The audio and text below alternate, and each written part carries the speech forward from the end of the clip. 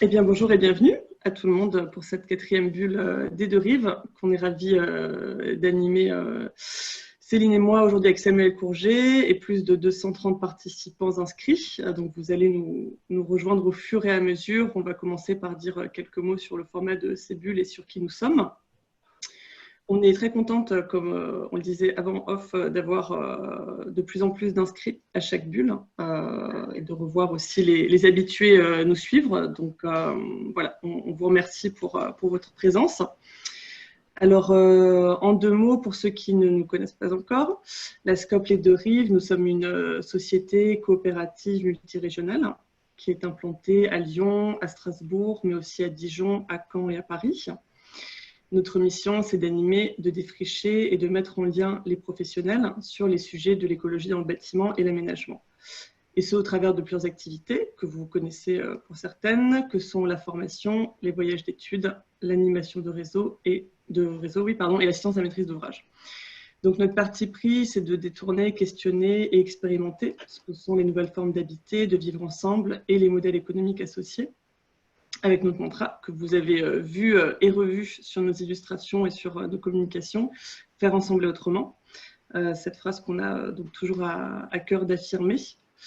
L'idée de ces bulles, qu'on imagine pétillantes, effervescentes et chaleureuses, c'est de garder le lien entre les acteurs de notre communauté des DQE, développement durable et qualité environnementale, de partager de la connaissance, d'interpeller sur ces sujets de l'écologie dans le bâtiment et l'aménagement, et que chacun et chacune puisse contribuer à ce débat et à la révolution de nos pratiques professionnelles et individuelles dans ce contexte d'urgence climatique et sociétale qui, comme vous l'avez déjà constaté, transpire dans toutes ces bulles.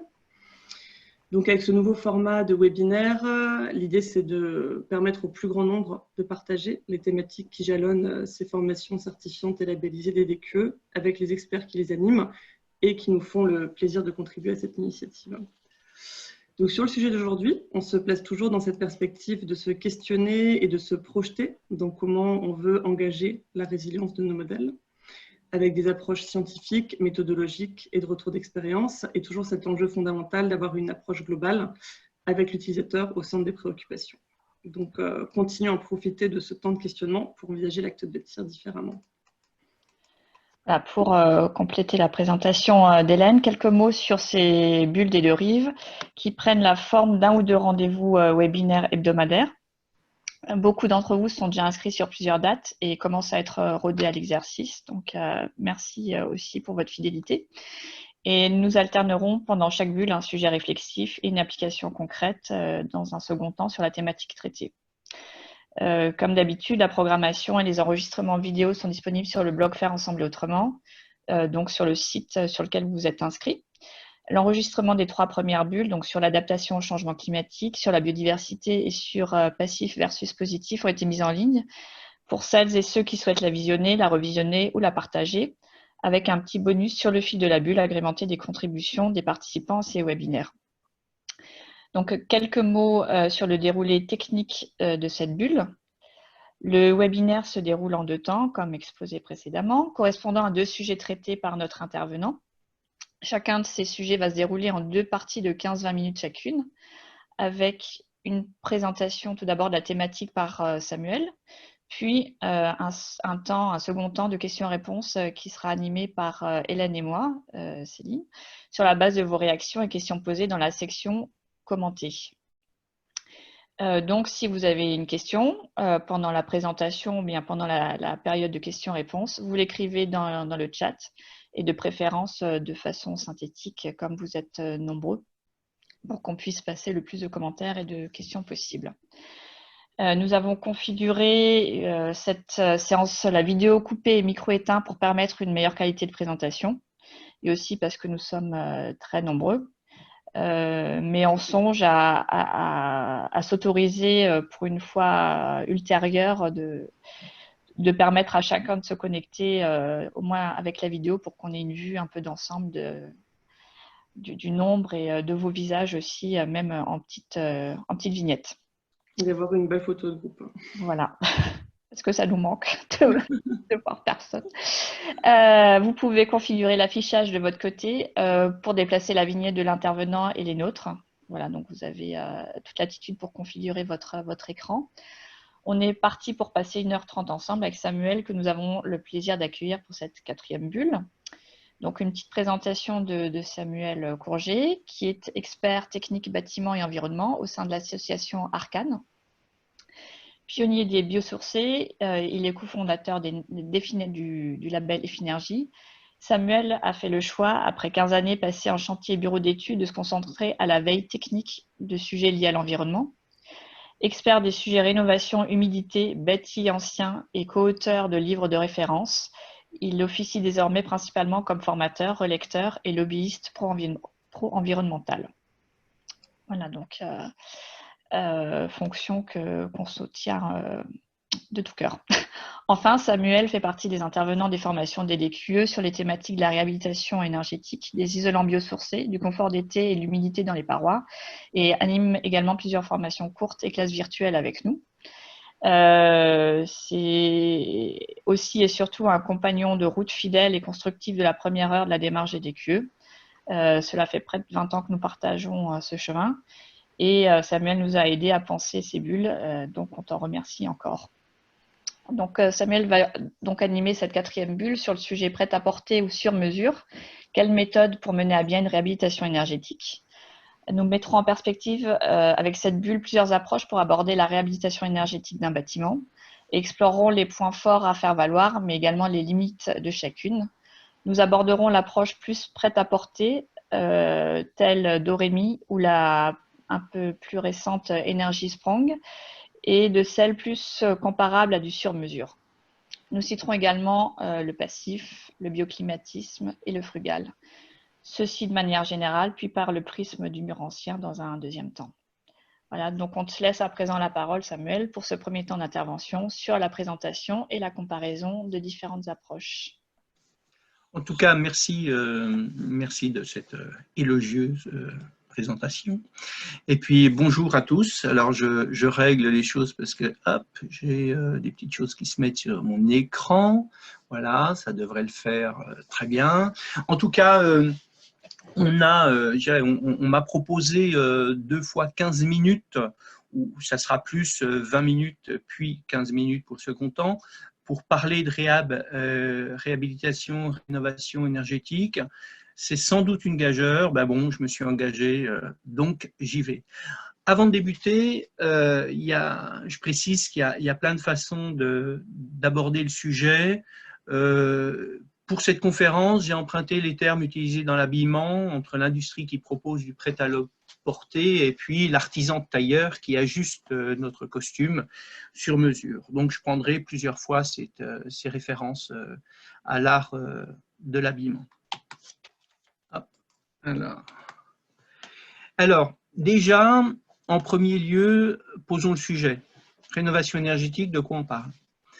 On peut commencer par un constat. À partir du moment où on a un parc construit, on doit l'entretenir, l'adapter régulièrement aux nouveaux besoins, aux nouveaux usages. De plus, chaque période a ses dadas. Personnellement, je suis né au milieu des années 60 dans l'espace rural, dans un village rural, dans un petit village de France rurale. Et puis, j'ai vu qu'il y avait plein de travaux dans les fermes chez moi et les fermes envoisinantes. Le dada de l'époque, c'était quoi? C'était d'installer des WC dans l'espace chauffé, d'installer une vraie salle de bain, un chauffage central. Alors maintenant, quelques décennies après, quels sont les dadas de l'époque? Qu'est-ce qu'on nous demande? Vous savez tous qu'on nous demande entre autres d'adapter l'accessibilité des bâtiments aux personnes à mobilité réduite, mais également du fait de contraintes environnementales et des engagements que la France a pris au niveau international, de transformer le parc afin qu'il soit en 2050 en moyenne au niveau BBC. On croisera d'ailleurs l'expression embarquer la performance énergétique dans la vie des bâtiments, et ce, à un niveau ambitieux. Pratiquement, à quoi ça fait référence? Eh bien, vu qu'on réalise que quand on réalise les travaux, c'est pour plusieurs années, il faut désormais avoir en préoccupation que l'ensemble des travaux qu'on fait dans les bâtiments existants permettent au final d'atteindre le niveau BBC.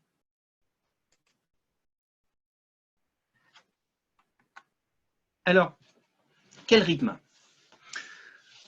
On entend parler de 500 000 logements réhabilités par an.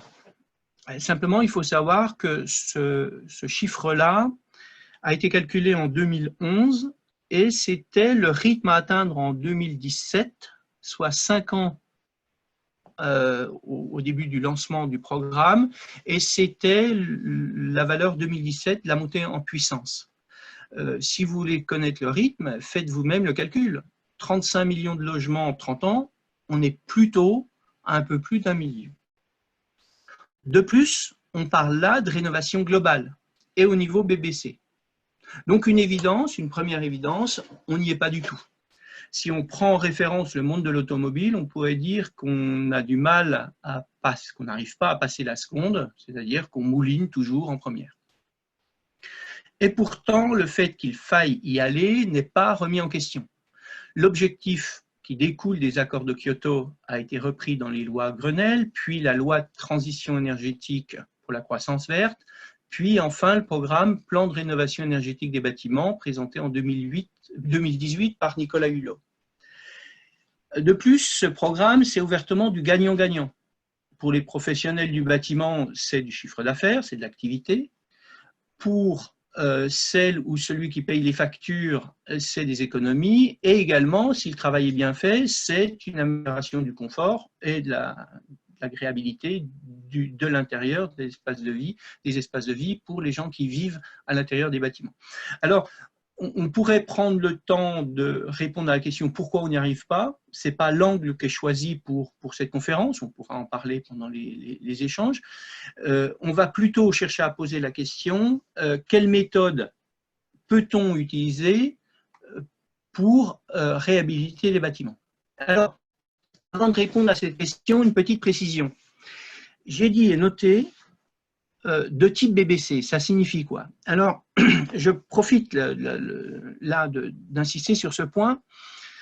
En tout cas, quand je fais partie des gens qui ont défini le BBC, et on cherchait à définir, à trouver un niveau, un optimum technico-économique qui permette d'atteindre les ambitions environnementales et énergétiques prises par la France. Sauf que le ministère nous a dit « Ok, vous êtes gentil, mais ça fait combien de kilowattheures par mètre carré par an ?» Alors, on a travaillé pour définir ça, et pour le résidentiel, on a hésité entre 70 et 80. Et on a tranché pour 80. Mais en sachant très bien que pour atteindre cette valeur-là, c'est beaucoup plus facile sur des bâtiments importants et compacts, et difficile, beaucoup plus difficile sur des petits bâtiments éclatés. Voilà. Par exemple, 70, c'est plus facile à atteindre sur un grand bâtiment compact que 110 sur un petit bâtiment éclaté. On nous a demandé, le BBC c'est quoi? On a dit, pour le résidentiel, 80 kWh par mètre carré par an. Heureusement, la majorité des gens ont compris que ce n'était pas l'atteinte de ce 80 kWh qui était l'objectif, le Graal, mais qu'en fait, l'objectif, c'était de trouver un ensemble de solutions logiques, complémentaires entre elles. J'en veux pour preuve que les gens ont compris ça par rapport à des données qui nous viennent de l'Observatoire BBC. Un observatoire national qui suit l'ensemble des réhabilitations et du neuf en BBC, et qui a réalisé que les bâtiments réhabilités en France étaient de l'ordre de 15 à 20% plus performants que ce que demande le label. Voilà. Donc les gens ne s'accrochent pas aux 80 kWh, ils cherchent un ensemble de solutions cohérentes et complémentaires. Alors malheureusement, certains ne jouent pas le jeu et ne cherchent pas la pertinence, mais seulement les subventions. Par exemple, une barre des années 60 à Villeurbanne que j'ai visitée il y a quelques mois et qui ne va pas changer les baies originelles qui sont en alu. Pourquoi? Parce qu'ils atteignent le 80 kWh par mètre carré par an sans changer les baies en alu. Ils ont leur subvention et ça va. Donc c'est con, mais c'est comme ça. On tue, en l'occurrence, le gisement de l'économie d'énergie avec de l'argent public. Dommage. Alors, on revient à notre question, comment aborder une réhab énergétique? Pour y répondre, souvenons-nous qu'il nous faut générer un mouvement d'ampleur, qu'il faut massifier. On n'aime pas tellement le mot massifier, mais c'est quand même la réalité. On a plus d'1 million de réhabilitations à gérer par an, en moyenne. Alors, un premier constat, Jusqu'à maintenant, lorsqu'il se fait des travaux dans l'existence, c'est majoritairement poste par poste. On change les fenêtres lorsqu'il y a un crédit d'impôt, puis assez vite, on installe une VMC parce qu'il y a de la moisissure, on change la chaudière quand elle nous lâche, on refait l'intérieur d'un appart quand il est vacant, on refait la peinture de la façade lorsque la mairie la subventionne. On retrouve un peu cette façon de gérer les investissements dans l'existant, qu'on parle de l'individuel, du tertiaire ou du collectif. Alors, comment se situer vis-à-vis de la problématique de l'amélioration énergétique? On sait qu'il faut embarquer la performance énergétique dans la vie des bâtiments. Alors, on a quand même 15 ans d'expérience en France, plus de 25 ans chez certains pays voisins, et on sait que toute réhab qui ne gère pas 100% des postes liés à l'énergétique en une fois hypothèque l'atteinte du niveau BBC. Plus ou moins, bien entendu, selon le projet et le nombre d'étapes, mais le fait de s'imposer dans une réhab par étape que des prestations BBC compatibles, ce n'est pas une garantie suffisante. Alors, qu'est-ce qui pose problème? Les interfaces, la gestion des interfaces, principalement vis-à-vis de la gestion des ponts thermiques et de l'étanchéité à l'air. Si on ne traite pas la totalité de l'enveloppe d'un seul coup, c'est ouvertement prise de tête. De fait, on peut penser qu'une prestation BBC compatible, pour l'instant il n'y a pas de définition, en tout cas on peut penser qu'une prestation BBC compatible doit, pour la partie qu'elle traite, non seulement être au niveau énergétique qui permettra au bâtiment d'être à terme au niveau BBC, mais également qu'elle doit absolument anticiper la gestion des interfaces. Ok, c'est possible, mais il faut l'avouer, c'est le genre de truc qui ne s'improvise pas. Bon, après cette première mise en situation, je vais vous présenter 3 initiatives. Energy Sprong, en approche, ça part en temps à du prêt-à-porter. Dorémy, en entre-deux. Et puis du sur-mesure avec une initiative qui se rapproche plus d'un marché de conception-réalisation classique. Alors, Energy Sprong, c'est un programme soutenu par des fonds publics et porté par l'entreprise Greenflex. Il est issu d'une expérience réalisée et réussie aux Pays-Bas, et Energy Sprong signifie le saut énergétique. En effet, ici, on ne fait pas semblant car on vise directement le zéro énergie et on compte toutes les consommations énergétiques du bâtiment. Alors, Energy Sprong ambitionne des rénovations zéro énergie qui, du fait de l'industrialisation d'un maximum d'éléments, sont censés diviser par 2 le prix de revient. Donc, c'est le challenge. Voilà, on investit dans une méthodologie qui permet l'industrialisation et l'industrialisation permettra de diviser par 2 les prix de revient. Et ainsi, permettre un remboursement garanti des investissements par les seules économies d'énergie générées sur 30 ans. Donc, le challenge est là. Alors, en pratique, on habille le bâtiment d'éléments préfabriqués. On a des modules façade intégrés pour les murs, des modules toiture intégrés pour la couverture, qui sont calés sur un niveau de type passif. On y ajoute un 3e module énergie intégrée qui gère les systèmes. Généralement, tout ou partie de ces bâtiments sont couverts de panneaux photovoltaïques. L'équipe Energy Sprong ne fait pas le travail de réalisation, elle ne fait pas la maîtrise d'œuvre. Elle est là comme facilitateur et tiers de confiance entre, d'une part, les acteurs de la demande, les financeurs et les acteurs de l'offre, qui sont les archives, les entreprises générales, les entreprises particulières. Ce programme en France est encore assez nouveau, seulement 26 maisons individuelles de livrées et un collectif de près de 1000 logements qui va se terminer en 2020. Mais ce programme séduit et pour moi il a des atouts. Actuellement, il séduit surtout l'habitat social, mais on peut penser qu'il est également particulièrement adapté aux maisons individuelles en bande et à l'ensemble du patrimoine tertiaire et résidentiel béton du XXe siècle. Alors, en attendant d'avoir de nombreux exemples de projets accompagnés par Energy Sprong, je n'ai pas pu m'abstenir de vous présenter ces photos qui présentent un projet accompagné par un ami, Yves Jotard, architecte ingénieur sur Nancy, dans la banlieue de Nancy, et qui propose un système spécifique d'agrafage des façades bois sur base béton. Donc on voit, là on a affaire à une maison individuelle de lotissement. On est dans une dynamique en plus collective autour de la SCOP Clerlieu Éco-Rénovation Solidaire. Donc c'est un lotissement qui s'est organisé pour jouer collectif. Et en l'occurrence, sur ce bâtiment, vous voyez que c'est un habillage complet par des éléments de façade. Donc on est techniquement dans une approche assez proche de celle d'Energy Strong. Pour info, 3 jours de levage pour réenvelopper le bâtiment. Voilà, donc c'est assez impressionnant par rapport à d'autres types de bâtiments de rénovation où effectivement l'intervention est longue. Alors, par rapport à ça, j'ai des choses bizarres qui apparaissent sur mon clavier, sur mon écran, je les enlève. Alors, deuxième expérience, deuxième initiative, celle de Dorémy. Là, on a affaire à un programme de formation et d'accompagnement des professionnels sur des territoires qui sont partenaires de l'expérimentation. Alors, Dorémy parle plutôt d'un réseau de professionnels formés, outillés, accompagnés dans la durée pour réaliser des rénovations performantes.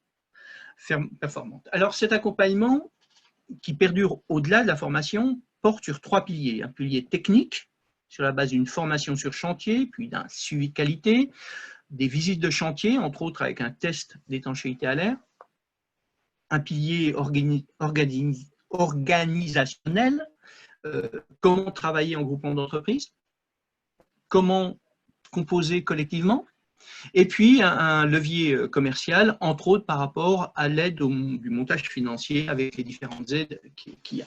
Alors, pour permettre aux pros de rester disponibles sur leur cœur de métier, chacun, puisqu'il y a les maçons, les chauffagistes, les professionnels de la ventilation, les professionnels de l'isolation.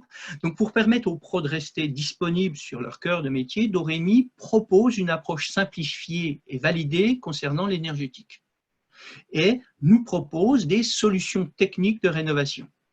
En fait, c'est 13 bouquets de solutions énergétiques préétablies qu'on va choisir en fonction de leur pertinence, de la pertinence de tel ou tel bouquet vis-à-vis du projet. Alors, chacun de ces bouquets de travaux ambitionne l'isolation plus ou moins forte des murs, des sols, de la toiture. Et puis, selon, on aura du double vitrage ou du triple vitrage, une VMC simple flux gros B ou une double flux à récupération de chaleur, et la gestion des ponts thermiques et de l'étanchéité à l'air sera bonne à très bonne. Et puis pour les systèmes de chauffage, ça dépendra, et on trouvera donc toute cette diversité dans les 13 bouquets, et chacun de ces bouquets permet des bâtiments de type BBC. Les ajustements, donc on peut s'affranchir des éléments qui sont demandés dans chacun des bouquets, mais il faudra compenser.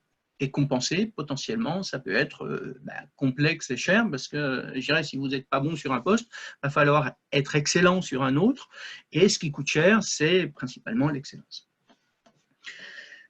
Si les évolutions sont possibles, Dorémy cherche quand même à booster la rénovation globale.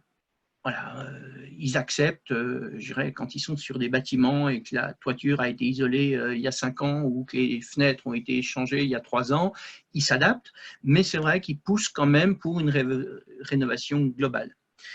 Et Dorémy propose aussi, mais je l'ai dit en amont, est en partenariat avec les collectivités, donc ce n'est pas à vous, professionnels de tel coin, qui allez demander un programme Dorémy dans votre coin, c'est la collectivité, un partenariat et qui travaille avec les professionnels.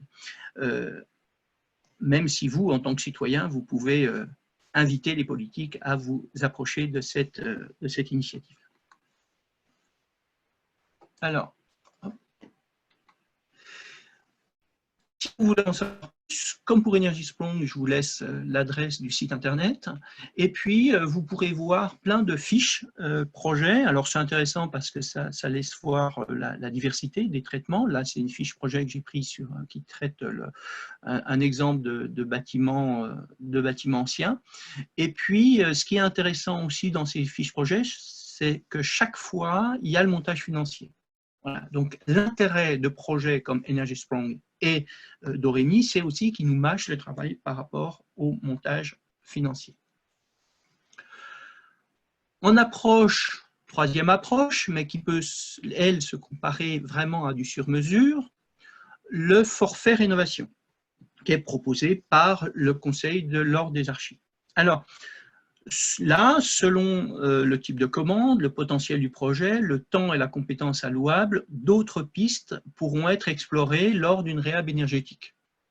Je pense en premier lieu à celles qui sont directement liées à l'acte de concevoir. On peut se poser la question, est-ce qu'il est possible de limiter les espaces chauffés? Est-ce qu'il est envisageable de créer des zones d'occupation spécifiques, des espaces jour et nuit très bien, très clairement délimités, ou en intégrant des zones tampons, actives ou passives, voire avoir une réflexion quant à une utilisation saisonnière. On peut aussi se poser la question, si l'état initial du bâtiment le permet, de réorganiser les espaces de vie, par exemple en transférant l'ensemble des pièces principales sur la façade sud.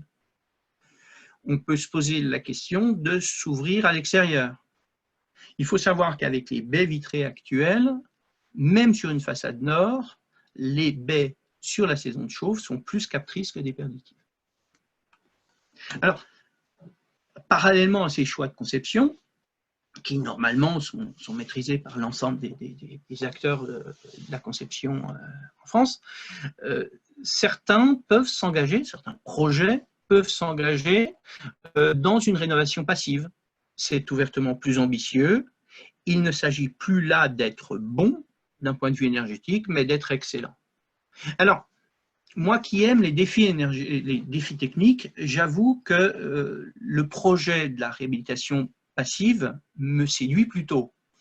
Mais je dois l'avouer, contrairement au neuf où le passif est mature, j'ouvre une parenthèse que je referme tout de suite, mais ouvertement, je pense que c'est stupide de construire actuellement en neuf sans projeter le passif.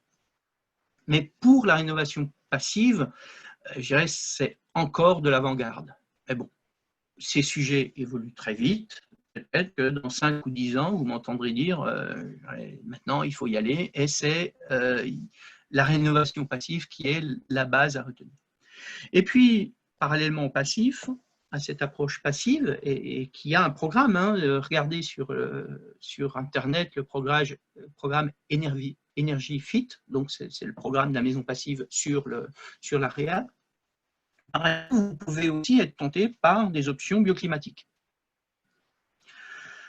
Par exemple, en ajustant l'environnement proche du bâtiment pour le protéger du froid, du vent, ou encore en s'ouvrant très généreusement au soleil, par des baies vitrées très amples, des murs capteurs ou des serres solaires. Mais attention quand même par rapport au bioclimatisme, moi qui suis une personne motivée par le sujet, attention quand même, quand on parle de bâtiments BBC, on entrevoit des bâtiments très performants, d'accord? Mais maintenant, on a des étés qui durent bientôt 8 mois. Donc, sous l'ouverture au soleil, ok, mais plus vous ouvrez au soleil, plus il faudra être fin et par rapport à la problématique des risques de surchauffe et investir dans l'inertie et des protections solaires hyper pertinentes. Alors, hop, le déroulement automatique, des fois marche, des fois marche pas. Alors, avant de clore cette première présentation et de passer aux échanges, 2 petits éléments complémentaires. Je n'ai parlé que d'approche énergétique, mais il est tout à fait possible d'aller plus loin, d'avoir plus d'ambition environnementale. Et j'avoue que je trouve assez logique de vouloir au minimum s'imposer une bonne note carbone. Et là, par rapport à un projet BBC, une réhabilitation BBC dont j'ai parlé jusqu'à maintenant, eh bien, ça se fera principalement par 2 options, le choix d'énergie peu carbonée et l'utilisation de matériaux biosourcés. Sur ces objectifs, sur cet objectif, les 3 méthodes que j'ai présentées, Energy Sprong, Doremi et le forfait rénovation, offrent le même type de potentiel. Après, vous pouvez aller plus loin dans l'approche environnementale. Ambitionner un très bon bilan énergie grise en privilégiant les matériaux peu transformés. Avoir un souci quant à l'économie des matières premières en privilégiant les matières renouvelables. En ayant un souci par rapport à l'approche biodiversité ou des objectifs par rapport à l'approche économie circulaire. La liste peut être longue et je ne peux pas m'abstenir là de faire un petit clin d'œil au bâtiment frugal qui est vraiment une dynamique intéressante qui est en train de se mettre en place. En tout cas, la capacité d'intégrer telle ou telle option environnementale dépend plus de la volonté de la maîtrise d'ouvrage et de la compétence des professionnels que de la méthode retenue. Néanmoins, dans les 3 démarches que j'ai présentées, Energy Sprong, Doremi et l'approche plus sur mesure, Energy Sprong sera assez vite, je pense, la moins capable de s'adapter à des options environnementales particulières, exigeantes, parce qu'on est dans une approche énergétique et de fait, une approche industrielle, et de fait, les options seront moins riches, moins nombreuses. Enfin, là, un dernier élément que je souhaite présenter, c'est celui qui concerne le fait d'investir dans les systèmes afin d'avoir des équipements efficients. Alors, souvent, lorsqu'on parle de réno, on explique pourquoi il est logique d'intervenir dans l'amélioration de l'enveloppe avant de s'intéresser au système. C'est logique, ok, mais c'est quand même de la théorie. Les réalités de terrain peuvent être très différentes. Je vous l'ai dit, l'idéal, c'est de faire une réhab en une seule fois. Donc là, on ne se pose pas de questions. On touche à tout, donc l'enveloppe, les systèmes. Mais dans les projets qui sont gérés par étapes, on doit se poser des questions. Quelles sont les premières étapes? Quel est le temps qui séparera les étapes les unes par rapport aux autres? Et quel est l'état originel des systèmes? Sans paraître caricatural, je prends l'image de la voiture. Alors, une voiture, je reviens sur ce que j'ai dit par rapport à la voiture. En tout cas, sans paraître caricatural, je pense pouvoir dire que très souvent, les systèmes sont peu performants, peu efficients, et qu'intervenir dessus pour changer telle pièce peu performante, voire défectueuse, peut faire gagner 10, 20 ou 30% des consos.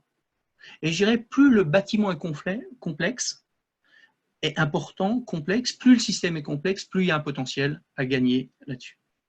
Avec des temps de retour inférieurs à 1 an. Pour prendre une image, je prends l'image de la voiture, nombre de bâtiments sont comparables à de vieux véhicules, gloutons et mal réglés.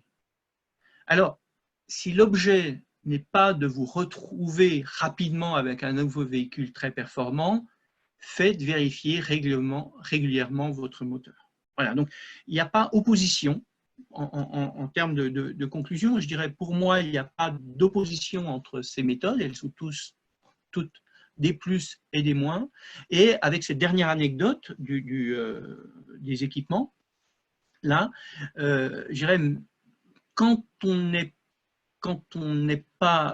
sûr de ne pas faire une réhabilitation complète très vite, il faut absolument entretenir les équipements pour avoir des systèmes de chauffage, d'eau chaude sanitaire et des VMC, voire des systèmes de rafraîchissement efficients. Je regarde le timing, j'ai débordé un petit peu, mais je pense qu'on ne m'en voudra pas trop. Je suis disponible en tout cas là pour une respiration pour chacun et pour un échange. Merci. Merci Samuel. Très bien pour le timing. Donc merci pour cette première partie et la présentation de ces 3 approches de rénovation qui sont différentes, qui sollicitent des jeux d'acteurs différents aussi et qui soulignent le gros enjeu sur la rénovation, et d'autant plus avec les changements climatiques qui vont s'intensifier, enfin qui s'intensifient déjà. Alors, on a quelques remarques déjà et interpellations sur la structuration et l'opérationnalité de ces stratégies. Donc, une première, malgré les faits et les bonnes intentions, les stratégies politiques ne suffisent malheureusement pas. Quelles autres possibilités avons-nous, au-delà de l'implication individuelle de beaucoup ou de nos travaux de lobbying à chacun? Comment se structurer ensemble pour agir en complémentarité des politiques et de façon efficiente? Alors, je pense ouvertement que la classe politique nationale délègue au service des ministères ces sujets techniques. Voilà, et il faudrait qu'elle prenne en main ces sujets pour impulser vraiment quelque chose d'intéressant. Quand j'ai cité tout à l'heure Nicolas Hulot, le programme, j'ai lu le programme quand il était en réflexion, et ouvertement, c'est exactement ce qu'il fallait. Et dans les motifs de sa démission, il y avait entre autres, on ne donne pas les moyens d'appliquer le programme de rénovation. C'est une histoire d'investissement. Voilà, la feuille de route. J'ai cité tout à l'heure un calcul des 500 000 réhabilitations. Il se trouve que c'est moi qui avais fait ce calcul-là pour travailler en accompagnement avec des partis politiques dans la définition des programmes pour l'élection présidentielle 2012. Grosso modo, la feuille de route, on l'a, mais c'est un manque de volonté politique au niveau national pour vraiment créer une dynamique. Après, je ne jette pas du tout la pierre à l'ensemble des politiques, et je pense qu'il y a quand même énormément d'aide, énormément de potentiel, mais le potentiel, je dirais, les politiques qui sont engagées là-dessus sont plus à un niveau régional. Voilà. Mais en tout cas, celui qui veut faire de la réhab énergétique de qualité, actuellement, est quand même pas mal aidé. Mais ce qui coince, c'est le fait de créer une dynamique nationale là-dessus. Mais en tout cas, on a beaucoup d'aide sur les territoires pour déjà faire du bon boulot.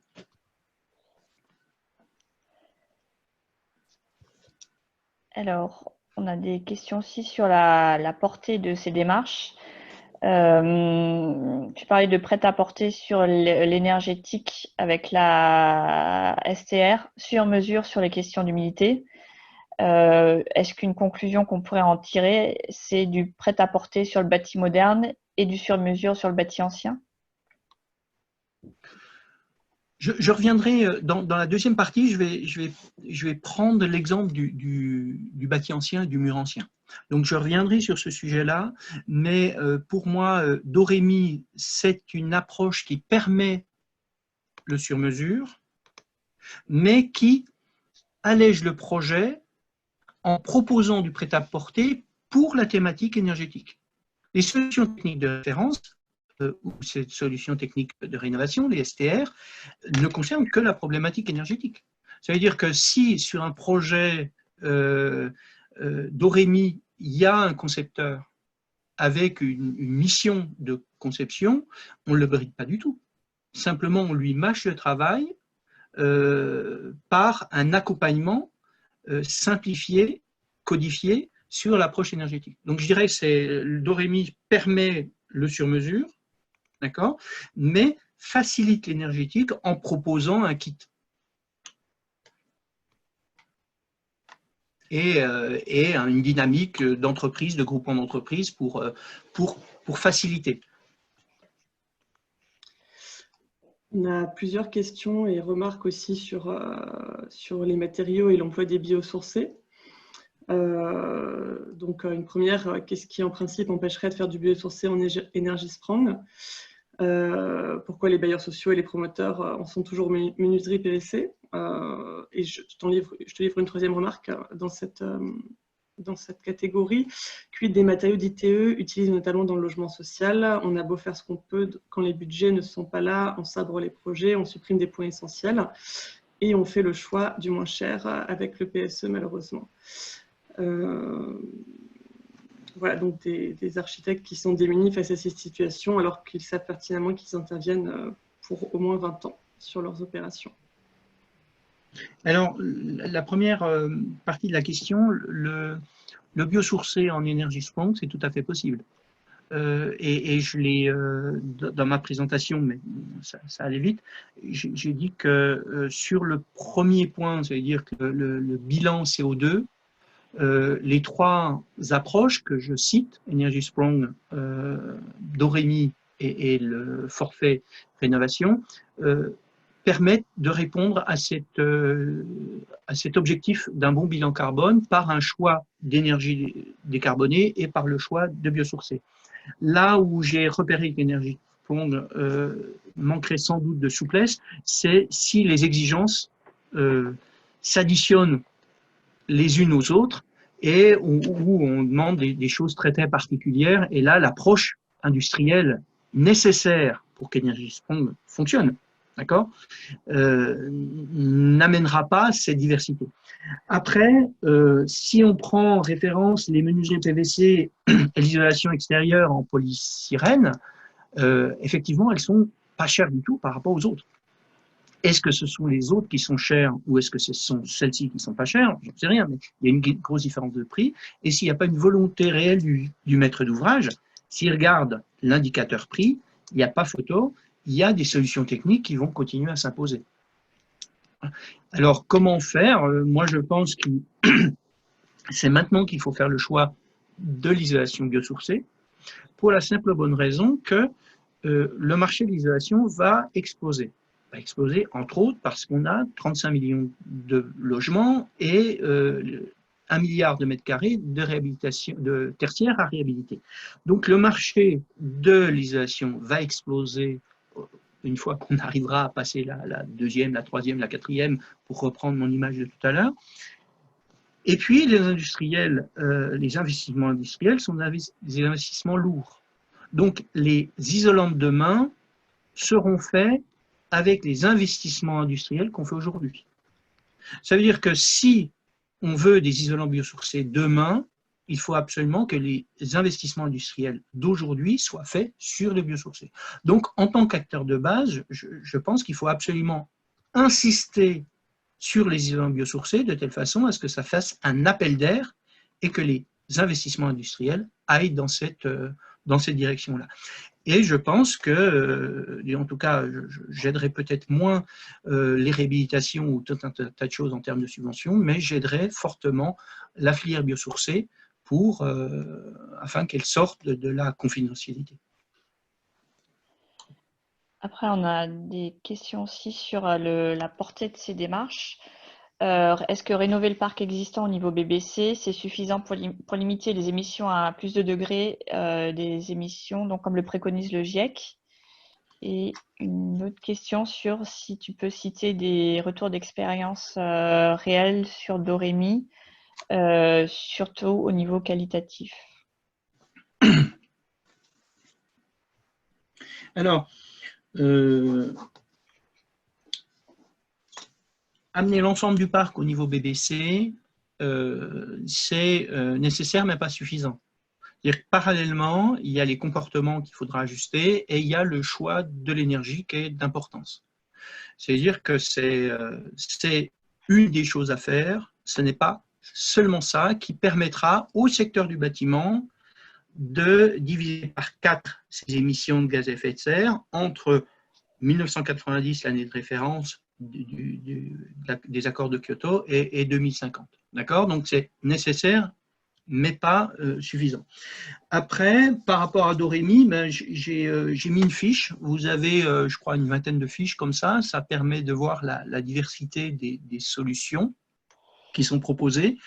Voilà, pour moi, c'est des Energy Strong et Doremi sont des approches qui permettent vraiment de s'y mettre, quoi.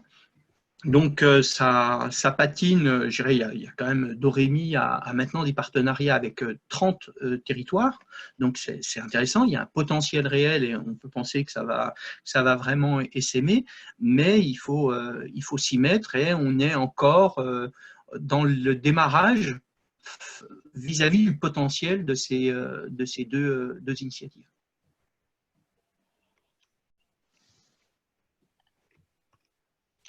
Alors, on a, par rapport aux usages, une remarque, question. Donc, par définition, la rénovation, d'après ce que vous avez introduit, sert notamment à adapter les logements aux nouveaux usages. Mais alors, comment prendre en compte les usages si on ne change, par exemple, uniquement que les menuiseries et les systèmes techniques? La rénovation est alors que technique. Il s'agit peut-être de profiter de ces rénovations énergétiques pour prendre en compte les usages des bâtiments. Alors, pour moi, c'est évident, j'en parle souvent et j'en parlerai tout à l'heure dans ma conclusion. Voilà, l'objectif n'est pas de faire des boîtes, l'objectif premier n'est pas de faire des boîtes thermiquement performantes, c'est de faire des bâtiments agréables à vivre, adaptés aux besoins, aux usages, mais effectivement, il faut que ces bâtiments soient énergétiquement performants. Voilà, donc je ramène ça, j'en ai pas forcément beaucoup parlé là, mais c'est évident qu'on investit dans des bâtiments et que cet investissement dans des bâtiments ne peut être qu'énergétique. Voilà, on intervient dans des espaces de vie. On a des questions aussi par rapport aux parois. Pourquoi en base ne pas être plus volontaire sur les parois opaques quand on sait que le coût de l'isolant en ITE, c'est seulement entre guillemets 20%, d'autant que si bien fait à très longue vie, d'autant que si bien fait à très longue durée de vie. Oui, ben c'est une réflexion. Hein. Quand on dit qu'il faut que le standard, c'est plus maintenant entre 15 et 20 cm sur les murs, il y a plein de gens qui crient au scandale ou voilà, qui s'offusquent. C'est vrai que ce qui coûte cher dans une isolation, c'est pas l'épaisseur d'isolant. Et c'est dommage de ne pas en mettre un minimum, là c'est évident. Après en intérieur, ça prend de la place, il y a d'autres préoccupations, mais c'est vrai qu'il est regrettable de faire une isolation qui serait pas un minimum performante, mais ça, j'en parlerai un petit peu tout à l'heure dans l'exemple du mur ancien. Et il y avait juste une question aussi par rapport aux parois. Pour les baies au nord, est-ce qu'elles sont plus captrices que déperditrices? Alors, là, c'est une. Je ne veux pas faire de la pub pour les formations qu'on donne ensemble, mais en base, vu que c'est une chose que je présentais dans certaines formations, et j'ai beaucoup de personnes qui me disaient bah, ça on l'aurait su avant. Voilà, donc en fait je l'ai mis sur le site internet de la structure associative Arcane dans laquelle je bosse. Donc vous avez un petit diaporama qui présente ça, donc pour les 8 climats de France, les climats de la réglementation repérés dans la réglementation thermique, les 8 zones climatiques de la réglementation thermique française. Je donne sur 6 types de fenêtres leur bilan en fonction de la façade. Et on voit maintenant qu'effectivement, avec des baies déjà double vitrage à isolation renforcée, on est plus capteur que déperditif, y compris dans la zone H1, dans les zones H1. Rapidement, 2 questions sur EnergySprong. Est-ce qu'on connaît les coûts moyens de réhabilitation avec EnergySprong et est-ce que ça concerne aussi les ERP? Idem pour Doremi, est-ce que les ERP sont concernés? Alors, Doremi, ça, ouvertement, le cœur de cible de Doremi, c'est la maison individuelle isolée, donc isolée, qui ne touche pas les autres, comme disent les Belges, la maison 4 façades. Donc ouvertement, c'est d'abord et avant ça. Pour EnergySprong, c'est le patrimoine béton du 20e, donc les ERP sont dedans. Dans le coût, ouvertement, EnergySprong, je crois, a estimé qu'une rénovation zéro énergie s'était ramenée au logement, c'était de l'ordre de 150 000 €. Et leur objectif, c'est de diviser par 2. Donc, c'est de descendre à 75 000. Voilà. Dans les dernières informations que j'ai eues d'EnergySprong par rapport à cette approche-là. Sachant que, selon les bâtiments, on sera dans des projets plus ou moins complexes, donc mais bon, ça donne une idée. Une interpellation, une réflexion. Pourquoi la maîtrise d'œuvre n'est-elle pas plus encouragée ou soutenue dans les petits projets et la vision reste soit industrielle avec Énergie Sprong, soit artisanale avec Doremi, par exemple? Or, la vraie problématique demain n'est-elle pas l'inconfort estival qui va devenir de plus en plus présent d'ici quelques années, et la solution sera l'arrivée des climatisations qui anéantira les efforts faits sur l'isolation et ou le bioclimatisme? Alors, il y a deux questions, je pense. A priori, comme tu l'as lu, c'est de la même intervention, mais il y a deux questions bien différentes. La maîtrise d'œuvre, moi, je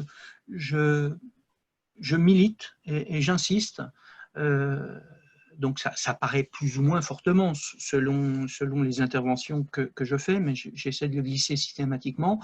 Moi, je pense que n'importe quel projet gagne à avoir une personne qui a une vue globale. Et pour moi, la personne qui a une vue globale, c'est le concepteur ou la conceptrice. D'accord? Donc, j'insiste là-dessus.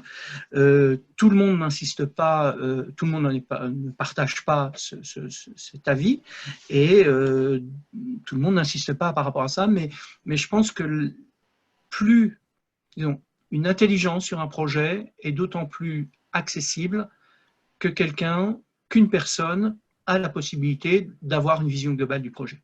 Voilà, donc pour moi, c'est une chose évidente.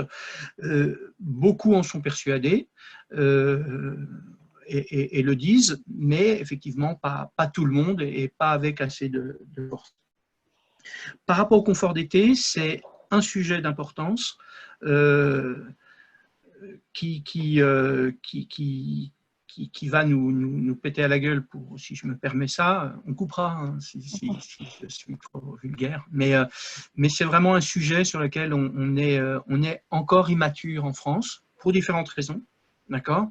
Simplement par rapport à la clim, je me suis amusé l'autre jour, j'ai eu l'idée ça, quand on parle de besoin de rafraîchissement, souvent on dit la clim.